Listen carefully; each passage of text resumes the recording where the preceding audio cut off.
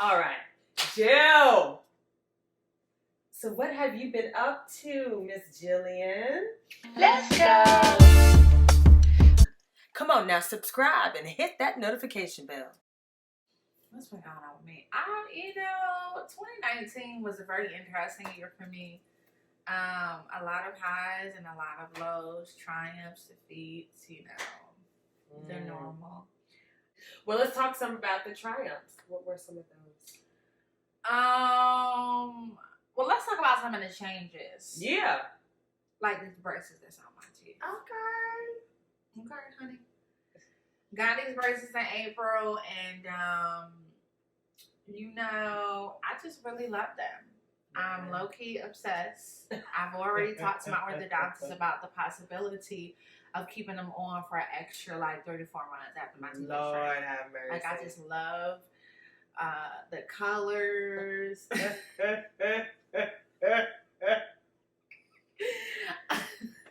Crazy. I love how they look. I just love them. I really do.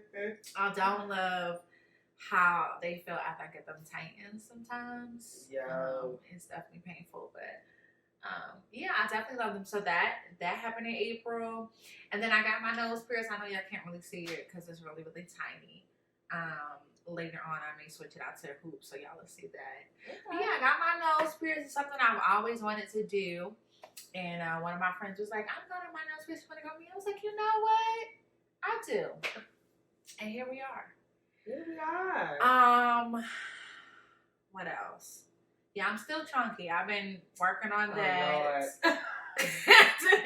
Wasn't successful with that in 2019, okay? So plus size, but it's okay. It's okay. The Lord's grace is sufficient, and hopefully, this will be a unique opportunity for you guys to see me slim down before your eyes.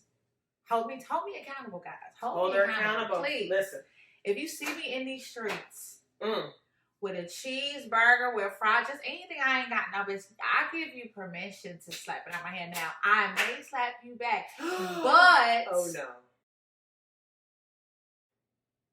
I will repent afterwards. But yeah, hold me accountable, y'all, because I gotta do better, and I plan to do better. What else happened in 2019? Oh, well, this lovely establishment we are filming in. We'll have to do a whole episode on that. Me and MYRINA bought together my first property. This is her second. My second.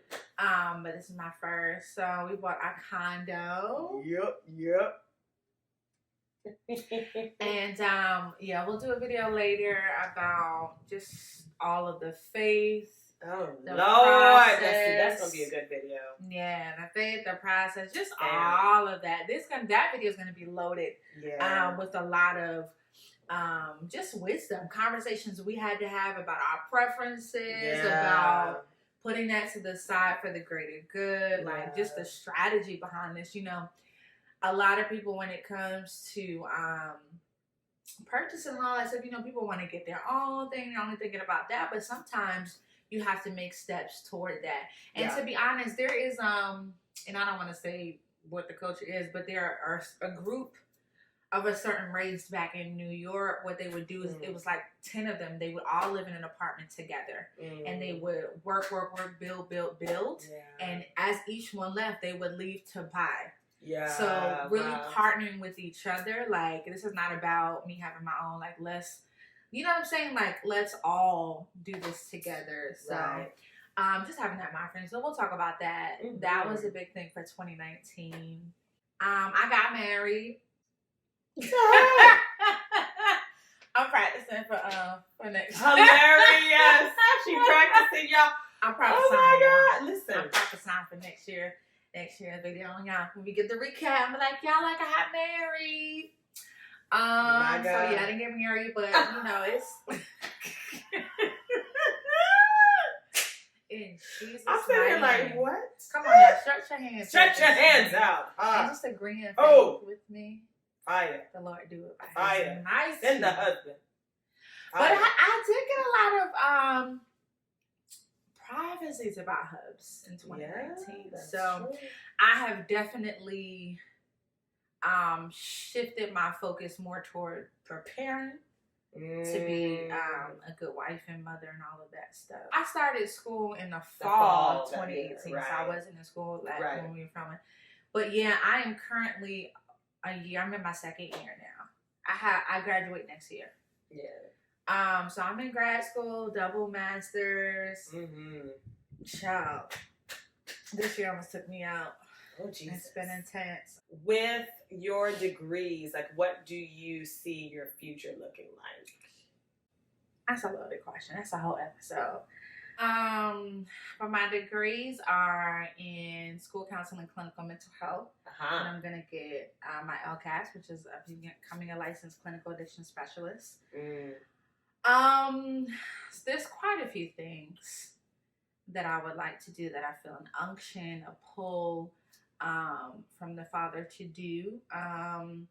But the majority of it is just really behind the scenes. So my school counseling degree, I don't necessarily see myself actually being a school counselor, but there is a strong call to advocate for children when it comes to the school and educational system.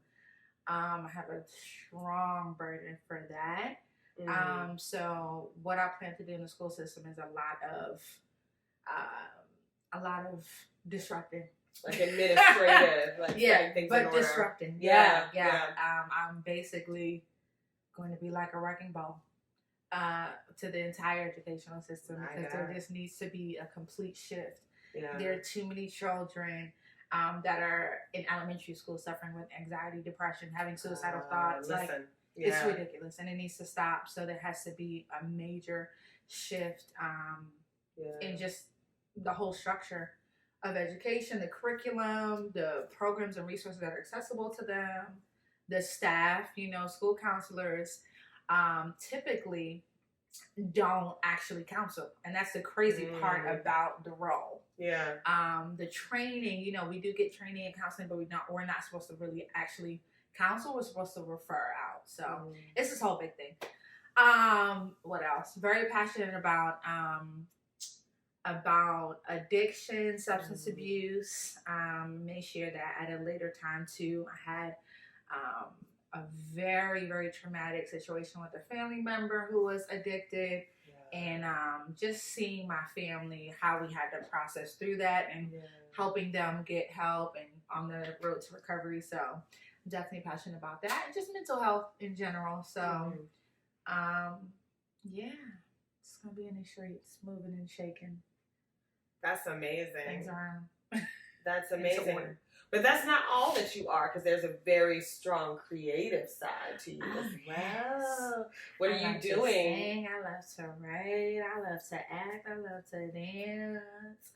Right now, I'm not really. My goal for this year and what I am committing to doing is releasing a few songs. Amazing. I'm committing to that. Amazing. Anything above that, just like that video with that lady in that teal suit talking about if God don't do it.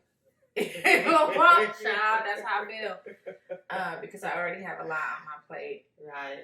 But I am committing to releasing a few songs. I have songs that have already been written. I have tracks and everything for them. I just have to re-record them, get them mastered, and then release them. So amazing. Mm-hmm. She is definitely one who operates in excellence. So I'm super excited to see all that she produces. It's going to be amazing. We're going to hold you accountable. She also has a book. Oh, Lord. Hallelujah. And it's going to be amazing. It's really going to be amazing. Whenever it get done. Yeah. That's another thing. If God don't do it. Child. Yo, it's going to come together. It's going to come together. So definitely while you are praying for Hubs, pray that she would produce and push out all the rest of the material that she needs to produce. Lord. It's going to be amazing, though. I'm excited. All right. So let's talk about, what are you going to be doing to maintain your self-care? Because you have all of these things that you're doing, and that's a big deal for people who are just living life in general, but especially for people who are operating like in high productivity. Especially during the pandemic. Yeah, it's something I'm still trying to figure out. I think the biggest piece for me and what is really key and pivotal to that whole concept of self-care is therapy.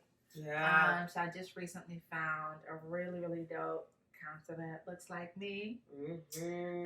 So we just began counseling, so I'm going to be seeing her consistently, so I'm excited about that. Yeah. She's already given me goals, and she's not playing with me, y'all. Okay.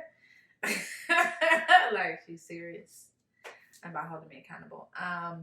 So that, being consistent with that, really prioritizing my mental health. And I'm definitely going to try my best to be consistent with exercise. And eating clean and getting my vitamins in and all that stuff. Drinking my water. Listen. Minding my business, as my bestie Sarah says. Okay. So yeah, that's what I'm being. And doing little, leisure things that I like. Yeah. Like binge watching Martin. Oh my. Yes. I love that show. Amazing. So give us one major goal that you want to be held accountable for. So by this time next year, what do you want to say? I did that. I will commit to